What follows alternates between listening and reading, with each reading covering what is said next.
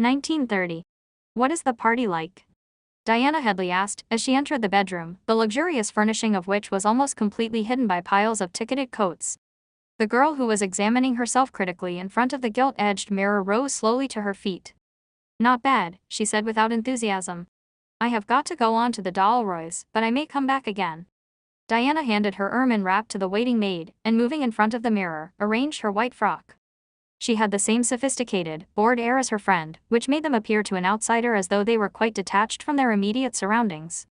Both girls had the superficial alikeness which had become uniform among the so-called upper classes of society.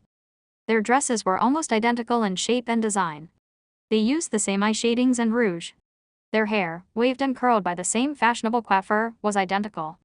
Yet Diana Headley was undoubtedly distinguished from the rest of her contemporaries. It was not only her publicity which made her outstanding, considerable though it was, or the fact that she was an heiress. Her father, Sir Robert Headley, was one of the leading financiers in Britain. His name was known throughout the world. Diana was his eldest child, and only daughter. Her mother had died when she was quite small, and ever since she could remember she had played hostess in the large house in Park Lane, and at her father's country home in Sussex. It was not surprising that this life, so far advanced beyond what her years should have involved, had given her a poise and a sophisticated outlook. But she also had personality. As she turned from the bedroom and walked slowly downstairs to the ballroom, she was greeted on all sides with affection and enthusiasm. Women of all ages hurried forward to kiss her, murmuring the conventional endearments and paying her extravagant compliments. The men were more restrained, but she was left, after a few moments, without a dance to spare for the rest of the evening. To the many invitations extended to her to dance immediately, she answered, I am sorry, I am engaged for this one. When finally she reached the ballroom floor, it was to turn with a smile to the tall man who was awaiting her arrival. I thought you were never coming, he said, putting a hand on her elbow and steering her through the crowd. Was I a long time? She asked indifferently, obviously unconcerned. It seems so to me, he said. He put his arm round her waist, starting to dance in a quiet, smooth way which proclaimed him a good though conventional dancer. Lord Dalk was 37. He had been about London for so long, finding amusement first here and then there, that people had almost forgotten to speculate on what would be his ultimate fate in matrimony, until he fell in love with Diana. There was no doubt that he was infatuated with her beyond his usual easily satiated interest, and instantly the gossips got busy, and proclaimed it to be a suitable match. Hugo, it is true, had not much money, but that was heavily balanced by Diana's very considerable prospects. He had an old title, a family house, which needed money to be spent on it. He was good-looking, a gentleman, and a lord. What more, they asked, could one require these days? A somewhat unsavory reputation, which had perhaps developed, or rather extended, too far to be classified merely as youth's wild oats, was but a minor disadvantage. Diana, on the other hand, had beauty, money and a certain amount of breeding on her mother's side. Her father was a self-made man, but sufficiently successful for even the biggest snobs to be prepared to forget his humble origin. As she and Hugo danced round the crowded ballroom, they were smiled upon by all those who watched them, though the smiles were often tinged with envy. You are looking divine tonight, Hugo said quietly. Diana thanked him with a quick smile, which yet had something of mockery in it. She could never feel to herself that Hugo's compliments were genuinely sincere. They were said gracefully and with perfect technique, but invariably she could not prevent herself thinking that he said them so well from long experience. There was a certain fulsomeness about him, a sort of atmosphere as though he were the product of good teaching. She could almost hear the echo of his mother's voice, saying, I do hope Hugo falls in love first with a really nice married woman. It is so good for a young boy, and teaches him so much.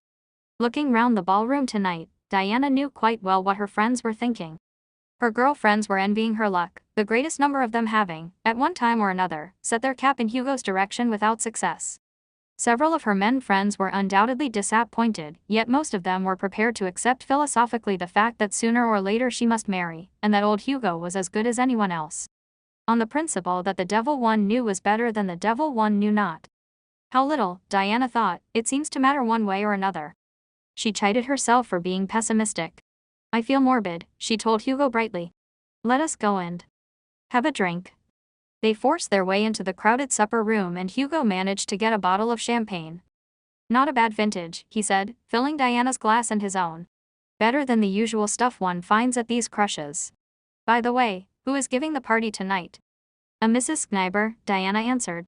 They are Hooks and Eyes or something like that. Rolling and climbing, of course. That is the daughter. She pointed to a quite attractive young woman standing in the doorway, looking searchingly round as if hoping to find a friendly face or a genial supper partner. Not bad looking as they go, Hugo answered, but hardly my type. Does she know anyone here?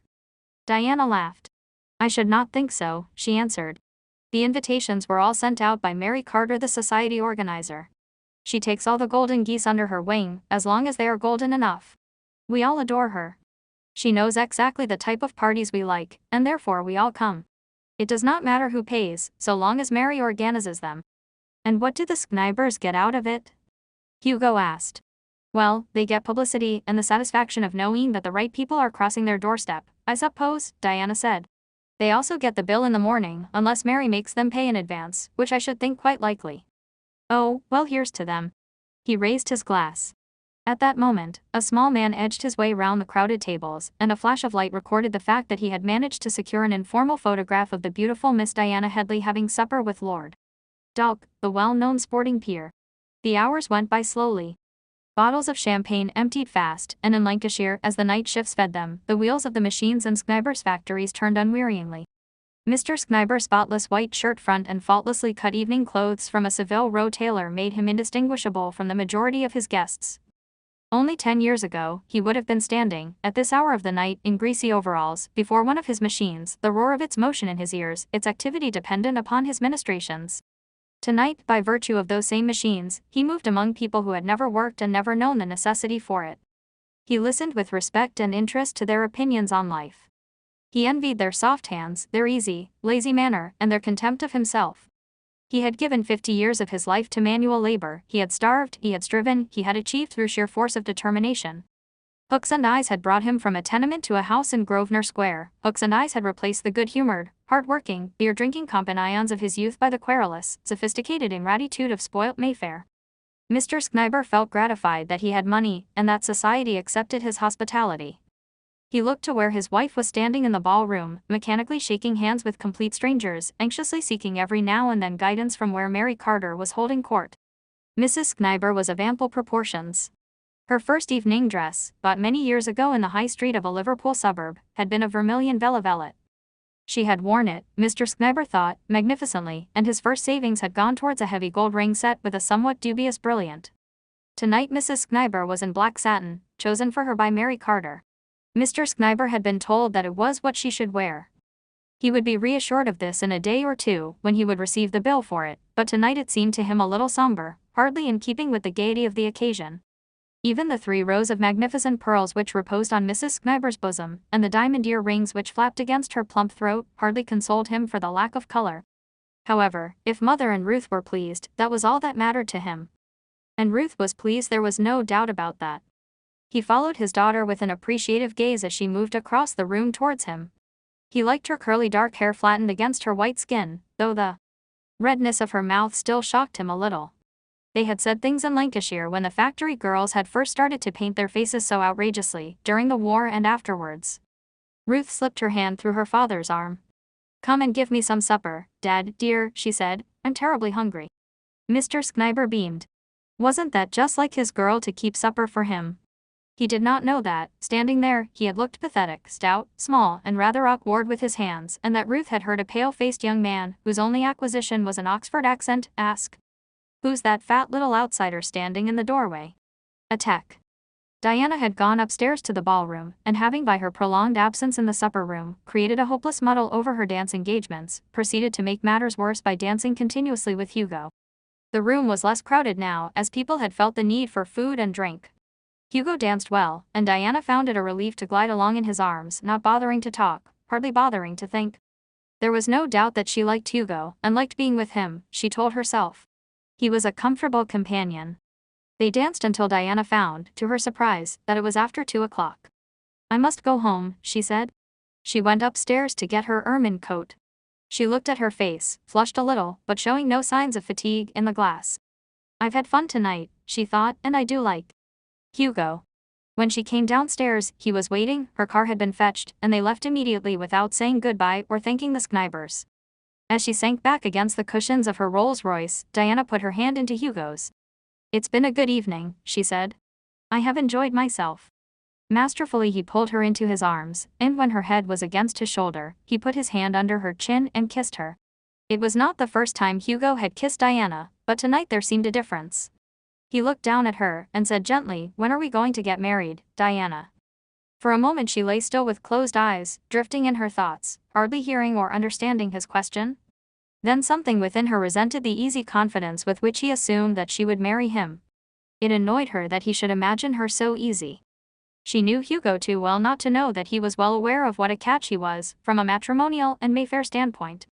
In that moment she felt a sudden resentment, and drawing herself a little away from him, the mockery returned to her eyes, and she answered mischievously, "Dear Hugo, this is so sudden."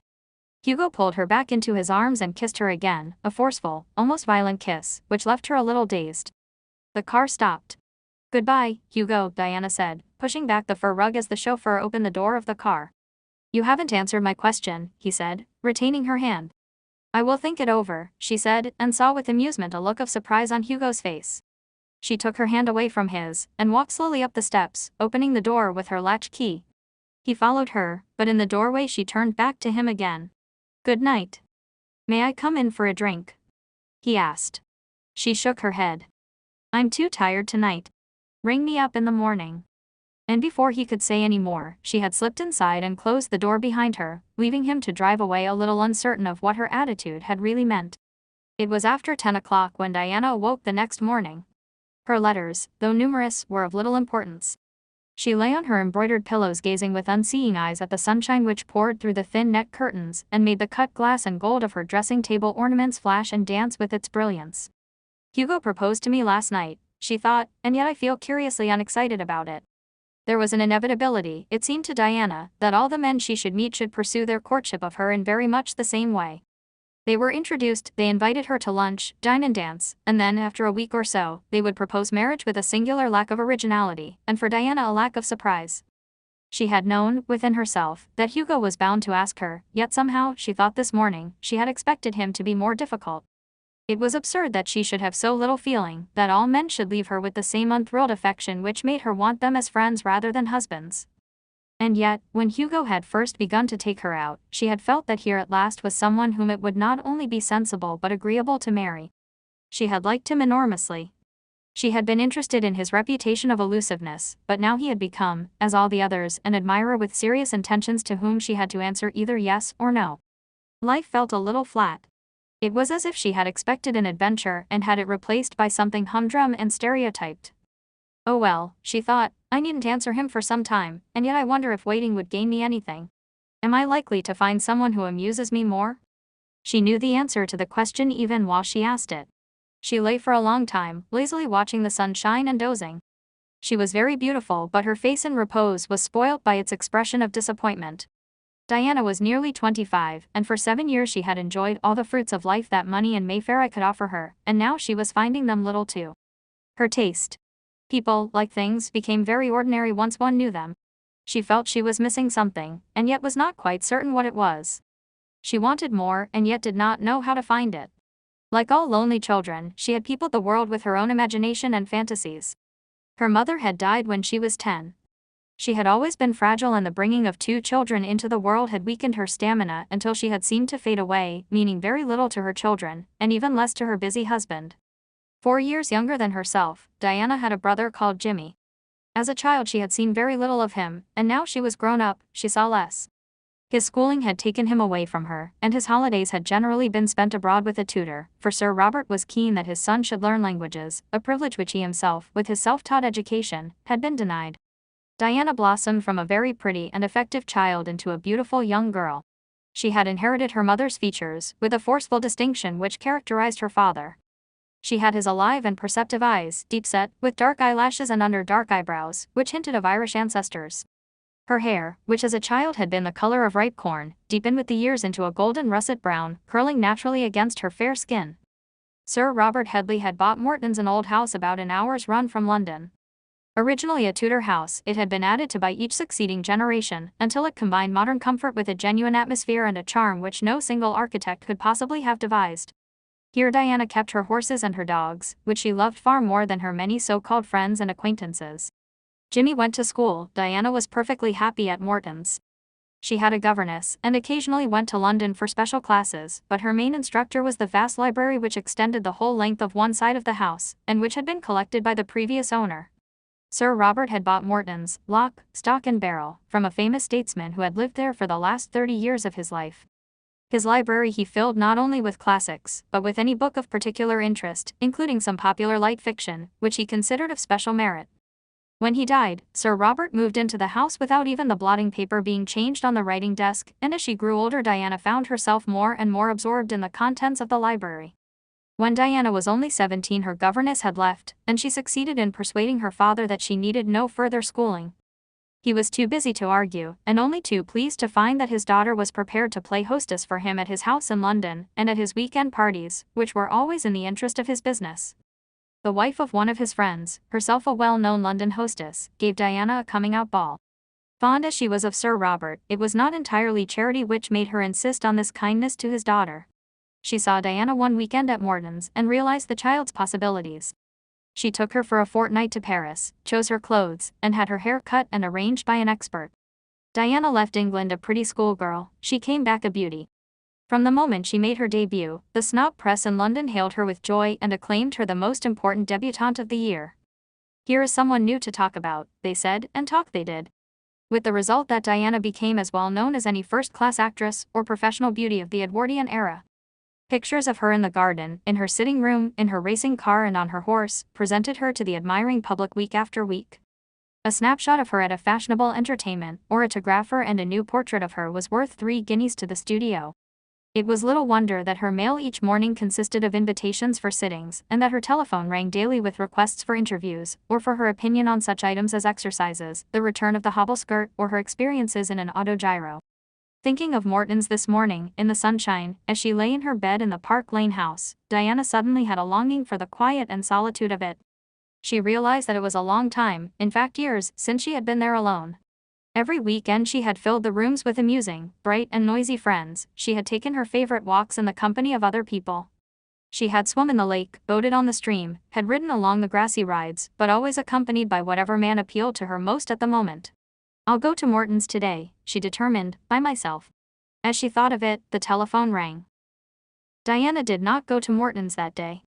Instead she stayed in London and dined that evening with Lord Doak. He fetched her from Park Lane, and they drove almost in silence to the Embassy Club. When they had ordered their dinner, they sat on one of the flame-colored sofas watching people arriving through the engraved glass doors, finding little to say to each other, both conscious of a strain between themselves. Finally Hugo broke the silence. I love you, Diana. She realized as he spoke what an extraordinary charm he had, but she saw too how his success in the past had been almost completely due to a fascination which, entirely physical, was irresistible to most women. He was well made in a broad-shouldered manner, and if he were slightly too heavy from good living and luxury, he had nonetheless kept himself fit. Diana found herself criticizing Hugo tonight, as she never had done before. She liked or disliked people without logically explaining to herself her preferences, merely letting chance and her own emotions decide for her. She was well aware, however, that Hugo had aroused in her a certain physical response to his attractions, and that were she to relax he could attract her further. Satiated with the ease with which most women fell to his charms, and finding them all too complacent, Hugo was not the slightest abashed by Diana's coldness, it only incited him to further efforts. In fact, the colder she was the more he desired her, until he knew himself to be falling really deeply in love with her. Hugo, who was accustomed to women hanging on his words, laughing at his jokes and listening with fascinated eyes, was annoyed, and at the same time intrigued. He asked her out to dinner and took her to the quietest place he knew. She was charming, intelligent, but at the same time he felt he got no farther. Then Diana included him in a weekend party at Morton's. He went down, and liked her still better against her own background. It was lovely summer weather. After dinner the men came out of the dining room with their cigars, and went on to the paved terrace where the women, like ghosts in their pale dresses, were awaiting them. A better technician at such cleverly for who was things than he. Hugo detached Diana from the others. They walked down the terrace and moved over the soft lawns towards the rose garden. The air was filled with the scent from the huge beds of night-scented stock, and a pale moon through the shadows of the trees on the pathway before them. Beside the lily pond they stood without speaking. It was quite silent, save for the faint wind stirring the leaves, and the noise of an owl hooting far away from them by the stream. They might have been miles from London, miles from civilization. Without saying a word, Hugo took Diana's hand and raised it to his lips, and then very gently took her in his arms. Almost to his surprise, he felt himself thrilled by the touch of her. There was a magic in the night and in Diana which he had not felt for many years with any woman. She let him kiss her, though she did not respond, and then, still without speaking, they walked back to the others. The party had gone indoors, the wireless was playing, and they were dancing. In the bright lights of the room, Hugo looked at Diana. Her face expressed no emotion of any kind. He could not even persuade himself that her eyes were shining more than usual. He was at first almost astounded, and then the hunting instinct in him was aroused. That this young girl should feel so little for him was not only unusual, it was overwhelming. Eagerly he asked her to dance, held her tightly to him. Now was her moment to look slightly embarrassed, to smile flirtatiously at him, for had they not a secret between them? Instead, Diana's conversation was as frank and ordinary as if they had come straight from the dinner table. From that moment Hugo began to fall in love with her. Tonight, at the embassy, Hugo thought he had never seen her look more beautiful. She was wearing white, with a cape of white foxes joined together by bands of Russian ermine. Her only jewelry was 2 huge diamond clips in the front of her dress, while on her shoulder she had pinned only 1 orchid from the large bunch he had sent her before dinner. "I love you, Diana." In response to his words, Diana looked at him and smiled. "Thank you, Hugo. I asked you a question last night. Am I to get my answer this evening?" Diana smiled again. "Your question last night," she said, "should have commenced with a will rather than with a when. Must we do it according to form?" Diana nodded. "Of course," she said. "You can't expect me to give up all the fun." There was something in the lightness of her voice which annoyed Hugo unproportionately. "I don't think you ought to joke about it like this." Then had the grace to laugh at his own words, even before Diana started to tease him. "Really," she said, "you're getting incredibly Victorian these days. I'm sure if I did marry you, I shouldn't be allowed to make up my face or do anything without your permission. But seriously, Diana." She shook her head. "Let's be serious," she said. "I've been serious all day, and I'm tired of it. Let's talk about something else." Both of them knew that it was an impossibility, and yet Diana felt that she must fence for time. She did not want to give him an answer one way or the other, at any rate not tonight. Quickly she looked round the room for a topic of conversation. There were the usual unconcerned young women with smart young men, occasionally accompanied by their husbands, making a depressing third to the party. There was a group of ex-debs, giggling amongst themselves and smiling self-consciously into the looking-glass. Royalty was represented, and was being entertained by a very attractive lady of doubtful parentage but undeniable charm. 3 young men, whose names all figured in the pages of Debrett, were partnered by 3 platinum blonde Americans, who were finding that this side of the Atlantic gum chewing was considered a fascinating attraction. It was at the table next to these that Diana saw an old friend of hers, Lolia Standish, who was dining alone with her husband. With a quick apology to Hugo, Diana moved across to her table. "Lolia, my dear," she exclaimed, "I'd no idea you were in London. We arrived tonight." Aged about 35, Lolia Standish was one of the few women for whom Diana had sincere admiration and affection. She had met her several years ago at a house party, which had turned out to be singularly boring, and having made great friends with her during the few days they were there, had gone to stay at her country house in Worcestershire. Here the first impressions had proved themselves to be so correct that Lolia Standish became the one person whom Diana really desired as a friend. Lolia had a miserable life with her first husband. She had divorced him, and married Jack Standish, whom she adored, and who adored her. They were so content that neither had much use for other society, but Lolia liked Diana, and did her best to make the girl's day a happy one, sensing perhaps a little of the underlying loneliness of a life which seemed so full and enviable to the outside world. "I was going to ring you up tomorrow morning," she said now. "We only got here 2 hours ago, and we are staying until Monday, because Jack wants to buy a horse at Tattersall's. Who are you with? Why not come and join us?" The invitation was exactly what Diana wanted, and to Hugo's annoyance, he found himself joining the Standishes at their table. As the evening progressed, he thought the Standishes were nice, but rather dull. He had met Standish before out hunting, but Mrs. Standish was not his type, and he did not exert himself to please her. He would have been surprised if he had heard how accurately Lolia summed him up and described his character later to her husband. Hugo was still more annoyed when he heard Diana arranging to stay at the Standishes the following week, especially as he heard her hinting so broadly for the invitation that she more or less asked herself. "I don't know whether you will enjoy the party," Lolia said. "It will not be very gay. I'm afraid Barry Dunbar is coming, and he hates a crowd. Jack and I are devoted to him. He's one of the most brilliant men we've ever met in our lives, but I'm afraid you will find he has no small talk. Barry, said Jack Standish, is one of the most intellectual young men in Europe today. That is my opinion, of course, but as a matter of fact it is also the opinion of a great many people as well. I seem to have heard of him, Diana said. Hasn't he something to do with the East? That's right, Lolia agreed. He has traveled all over India and China, and has brought back to Europe some of the most wonderful ancient writings which have never yet been translated. The manuscripts are absolutely priceless. Barry says they're not only for scholars and for search, but they could be, because of their philosophy, of tremendous help to everyone of today, if only people will read them. Only the few who have time for philosophy, Hugo remarked. The more's the pity, Lolia said. That is why most people are so unhappy. With troubles of any kind, one must have a philosophy to help one along. I should like to meet Mr. Dunbar, Diana said. He sounds rather fun and very interesting. Lolia's eyes met her husband's for a moment, in their minds was the same thought. What will Barry think of Diana? The Standish home at Malevolerne in Worcestershire had been in their family for many generations. It had undergone many changes with the vicissitudes of years, but it was left with a predominant Georgian note of bow windows and large, well-proportioned rooms, looking out onto a beautiful park. Known as Huntsman's House, it had been given its name from the Standish who had built it, in about the middle of the 18th century. The Standishes entertained considerably, but they were wise enough not to mix their guests who could have no possible interests in common. When Jack had his more intellectual friends to stay, the local fox hunting squires and their wives were not invited to Huntsman's House.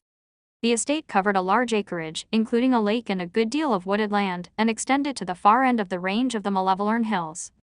Here, high above the surrounding lands, were the ruins of an old castle. When Jack Standish had come into the property, there was little to distinguish it from any other ruin.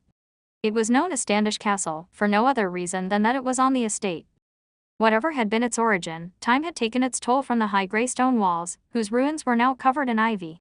Only one small tower had defied the years and the destructiveness of the weather, and had remained the stronghold for which it had originally been intended. Jack had amused himself by restoring the walls of the tower, and finally by furnishing the 2 rooms thus made available, making it into a special sanctum of his own. When you really annoy me, he told Lolia, I can go and live there by myself. But she had laughed at his threats, for neither of them could imagine that such a thing would ever come to pass. And so the castle was kept for very especial friends, who sometimes begged for the loan, and who found themselves enjoying not only solitude but one of the finest views in the Midlands. From the castle windows, one could look right over the country, where the Severn wound and twisting Scilevler curves to where it joined Avon at Tewkesbury, towards the beautiful Vale of Evesham, and beyond, to the Cotswold Hills. At night the lights of the towns were like a reflection of the stars above. Jack Standish would never allow rowdy parties in the castle. Diana and the young people visiting the house would often beg that they might have a midnight party, or a ghost supper, in the ruins. But Jack would forbid it. There is, he said, an extraordinary atmosphere of peace in the castle. Lolia and I found it like that, and I would hate to have it destroyed. I have lent the castle to 2 or 3 people in the last few years because they have been unhappy or ill, and all of them seem to have derived some benefit from staying there. I don't want your so-called civilization with its chatter and noise and radios to disturb its almost medieval peace. In other words, Diana had laughed, you don't think we are very civilized? Not very, Jack had retorted. It was a lovely summer's day when Diana motored down to stay with the Standishes. Her rolls moved smoothly and apparently effortlessly through Oxford, and over the wide high roads which led her to the summit of Broadway Hill, before carrying her into the Vale of Evesham. Sitting in the back of the car, she was not, however, noticing the sunshine or the attractions of the country through which they were passing. She was thinking of Hugo, and wondering what decision she would finally make as regards their relationship. Hugo had been annoyed with her for going away this weekend, and yet somehow his objection had made her all the keener, not only because she was escaping his companionship, but also because she felt that she needed the company of Lolia and Jack. Of all her friends, she felt that they were the finest and most balanced, and somehow now, when she was facing a fundamental decision, she wanted to be with them. She wondered if she could discuss her problems with Lolia. She had an uncomfortable instinct that Lolia would not approve of Hugo as a husband. Why Lolia should feel this, Diana could not tell, and yet she was quite certain that her intuition was right. I don't know what to do, she kept saying in her mind. Yet underneath it she had a feeling that on her return she would acquiesce to Hugo's continual urgings and announce their engagement. Ever since the night they dined at the embassy he had constantly pleaded with her for his answer, not that Hugo's pleadings were by any means humble, but rather they were demands to which Diana was finding it more and more difficult to remain indifferent. Every morning he sent her flowers and rang her up, sufficiently astute to flirt lightheartedly on the telephone, and yet to pursue her relentlessly. Last night she had dined with him, and they had intended to go to a cinema. They had dined at the Aperitif Grill, a newly opened and intimate little restaurant in German Street. Hugo had ordered an excellent and unusual dinner, and then taken so much trouble to interest her that Diana had not noticed the time until it was too late for the cinema. Hugo had perfect manners, she thought, not only to his own friends, but to everyone with whom he came in contact. And yet there was something which made her hesitate, something which made her a little unsure of him. Perhaps it was too much sophistication, too perfect an ease of manner, which made one question what lay beneath such a smooth surface. Where was the real Hugo, and who was he under the civilized veneer? There was something which made Diana thoughtful, something which held her back from flinging herself forthwith into his arms and accepting his proposal that she should be his wife. What is it? She wondered, and could find no answer. Ahead of her she saw the Malevolent Hills, and for the first time took note of her surroundings. They stood stern and bare against the bright afternoon sky, the sunshine revealing their treeless sides, which in the autumn would be golden with bracken and fern. Her car turned away from the direct road to Malevolent, and went towards the south of the range, where, high against the skyline, she could glimpse Standish Castle and see the thick green woods which hid Huntsman's house from the main road. She drove up the great avenue of elm trees, and stopped at the porch-covered front door. 2 or 3 dogs, barking a welcome, ran to meet her as she stepped from the car, and she saw Lolia hurrying from the flower beds. At the sight of her friend, she suddenly felt overwhelmingly glad that she had left London. Hugo must wait, she thought. I can't decide yet. She ran forward and kissed Lolia affectionately. Like and subscribe.